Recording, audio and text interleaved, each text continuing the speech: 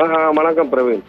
அஹ், ஆந்திர மாநிலம் திருப்பதி தேவஸ்தானத்தில் பக்தர்களுக்காக தொடர்ந்து லட்டு வழங்கப்பட்டு வருகிறது. இந்த லட்டில் நெய் அதிக அளவு பயன்படுத்தப்படுகிறது. இந்த லட்டு நெய்யும் பல்வேறு மாநிலங்களில் கொள்முதல் செய்யப்படுவதாக கூறப்படுகிறது. இந்நிலையில் கடந்த சில நாட்களாக லட்டில் மாட்டு கொழுப்பு, பன்றி கொழுப்பு உள்ளிட்டவை கலக்கப்படுவதாகவும் அது நெய்யில் கலக்கப்படுவதாகவும் கூறப்படுகிறது.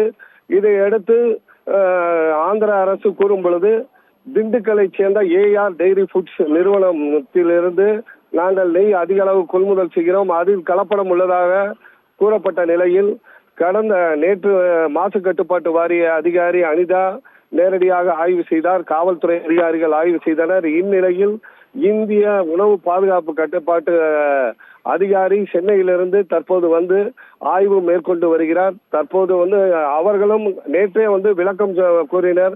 எங்களது நெய்யில் எந்த ஒரு கலப்படமும் இல்லை, அதை தர ஆய்வு செய்யலாம் என்று டைரி ஃபுட் நிறுவனத்தின் சார்பாக தகவலும் வழங்கப்பட்டிருந்த நிலையில் தற்போது உணவு பாதுகாப்புத்துறை அதிகாரி தற்போது ஆய்வு மேற்கொண்டு உள்ளார்.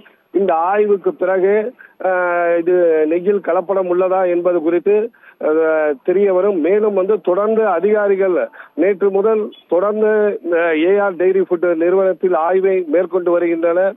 தற்போது வரை எந்த தகவலும் இல்லை. மேலும் வேறு அதிகாரிகள் யாரும் வருகிறார்களா, அதேபோல் இந்நிறுவனத்தினர் நெய்யில் கலப்படம் செய்துள்ளார்களா என்பது குறித்து விசாரணை முடிவே தெரிய வரும்.